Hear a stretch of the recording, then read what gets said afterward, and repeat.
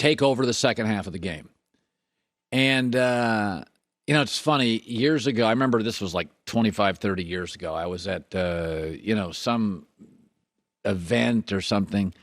And some parents were talking about they wanted to make sure that, the schools saw their kid, the big schools saw their kid. And I said, trust me, if your kid's good enough, he'll make the pros.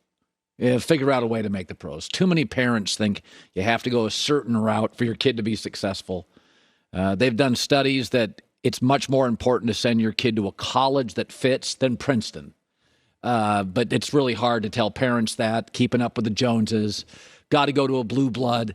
So here's the top 12 players, in my opinion. We can argue about it, the bottom, but the top 12 players left.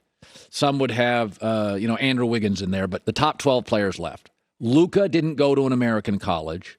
Jaylen Brown went to California. Marcus Smart, Oklahoma State. Steph Curry, Davidson. Klay Thompson, Washington State. Jimmy Butler, Marquette. Now, Spencer Dinwiddie, Colorado.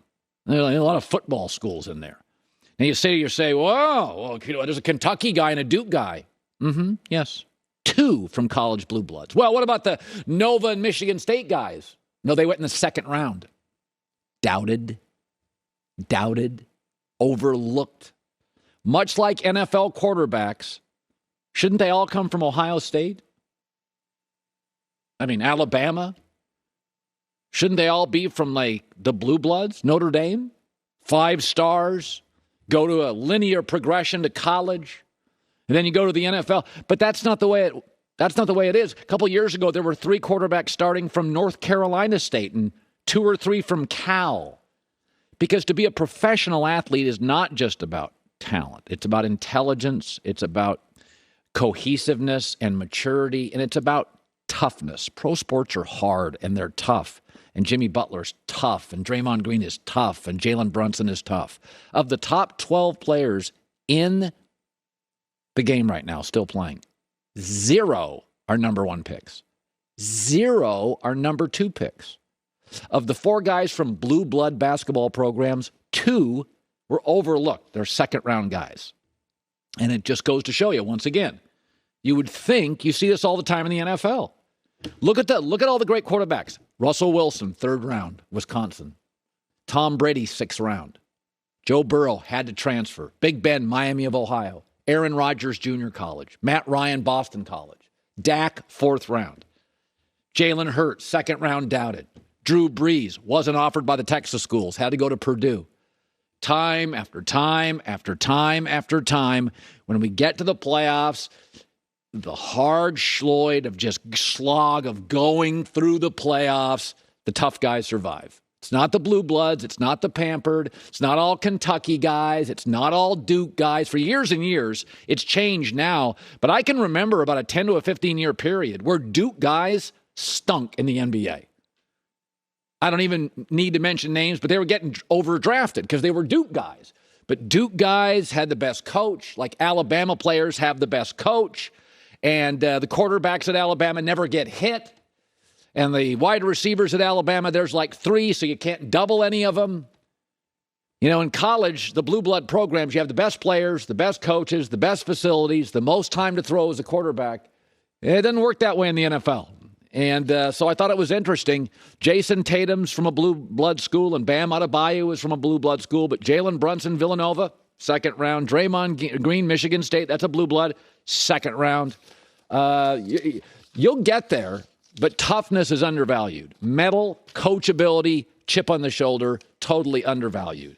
The CFOs that get it. The CFOs that don't. Head to NetSuite. I imagine a little bit of a glorious night for you watching Boston stumble in the second half, specifically the third quarter. Well, listen, I'm not anti-Celtics to the level I once was. I thought Danny Ainge was running a bit of a Ponzi scheme, always talking about the future, and now he's gone. And by the way, Tatum and Brown were his. Give him credit. Now, one would argue Brad Stevens in a summer made better moves than Danny Ainge had made in the previous 5 years, flipping Kimba for Al Horford. That seems to have worked out quite well. But I'm not as anti-Boston as I once was. But here's what I liked about what I saw last night. And Colin, we acknowledge in the NBA all the time that there are guys that are legendary regular season performers. Yeah. That flatly every year in the playoffs get a little bit worse. Yes. Karl Malone was one of these guys. Yeah. Karl Malone's regular season resume is one of the, 8 greatest players ever. His postseason resume is not that, so he gets dinged. Obviously, James Harden is one of those guys. We don't ever talk about the reverse. What about the only actual playoff Jimmy in sports? Not the beloved Jimmy Garoppolo, but Jimmy Butler. A guy who in the regular season, how about this, Colin? The last 6 years, Jimmy Butler in the regular season has 0 40-point games. But in the last 3 playoff runs, he has 5 of them. Yeah. A guy who went toe-to-toe with LeBron for the first 4 games of an NBA Finals. Last year, obviously, was bad for the Heat. And now this year, he just annihilated Jason Tatum and the Celtics all on mid-range jumpers and free throws. So, I have a lot of respect for what the Heat have built. I have a lot of respect for them fighting for the 1 seed. And I have a lot of respect for Jimmy Butler, who doesn't really seem to care about much other than get me to the playoffs and see what I can do. Yeah. And, I thought that third quarter was a tour de force. They played perfect defense for 6 minutes and flipped the game. And, Colin, by the way, if the Heat had lost that game, what's the narrative? Oh, my God, they lost at home. Boston didn't have Smart or Horford. The Heat are sunk. Now the Heat feel like they're in good position to win the series. All right, so you were very early on this. Very early on, Luka and Dallas being the dark horse. The earliest. The earliest, exactly. Not early. Not the dark horse, the favorite. Okay. I mean, I picked them to go to the finals 2 months ago. Tried to get you to ride with me. You didn't want to do it, but go ahead. So. All right. So you have them, I imagine, beating Golden State, which has far more offensive depth. They've got far more playoff experience.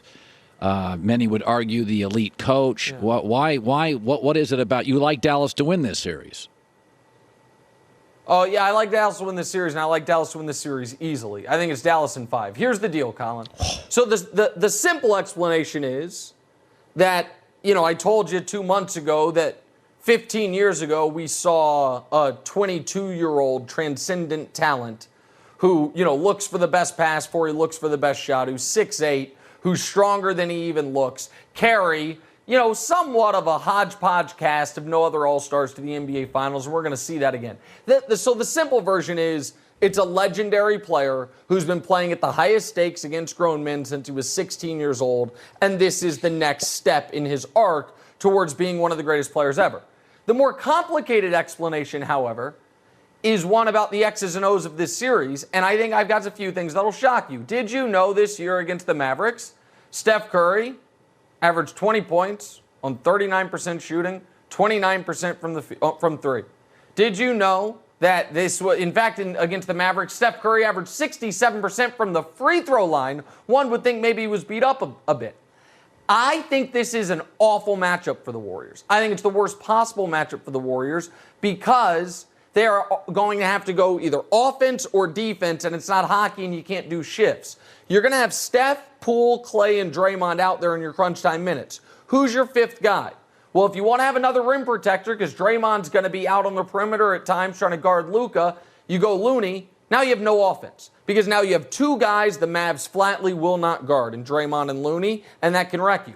So, okay, now we're going to go Wiggins. We're going to go Wiggins out on as our 5th guy. Okay, then you have 1 rim protector, and he's Draymond, who's also the only guy who has any shot to guard Luka. So you send him to guard Luka. Now you have no rim protection. You leave him inside. Now you're asking who to guard Luka. I think that Jordan Poole's defense is going to be exploited. I think they'll only target Steph Curry when they really have to because Poole's the more exploitable one. I think missing Gary Payton Jr. actually really hurts him in this series. I think the Mavericks win tonight. I would not take Dallas +5. I'd take Dallas on the money line. I think they win both in Dallas, and I think it's 3-1, and Luka's not blowing a 3-1 lead. Yeah, I think that right now Dallas is rolling on all cylinders, and I don't know why people would listen to me on this one except for the fact I've been right about the Mavericks every single step of the way, every game they play. Humility is one of my favorite qualities for Nick Wright. Now, yeah. So you like Daryl Morey. I like Daryl Morey. But we went and looked up a couple days ago championship teams over the last decade. You don't have to be perfect. You can have flaws. What you can't have is a terrible contract. It literally lessens your bench. lessens your flexibility. You sign James Harden long term, you'll have the worst contract in the NBA for 4 years. Now, Daryl Morey made a promise, probably told him privately, I'm going to sign you. But it's very easy, since the fans and media will support you, that the owner for the Sixers could come in and say, Daryl didn't get it okayed by me. We're not signing him to a long contract. I think it takes them out of the championship window. 50-45 for Harden is you're out. You're not winning championships. You're not doing it. You won't have Milwaukee's bench or Boston's bench or Miami's bench. What do you do with a Harden factor? Because deep down people believe Daryl Morey promised James Harden, you're here to end your career. Oh, well, I don't know if Daryl did that or not. I haven't heard that he made any promises. I understand why people would think he did because they have such a long-term relationship. But Daryl's not a dumb man. And Daryl knows he's, the one thing he hasn't done in this league is win a championship, make the finals, despite having some great teams. I think everything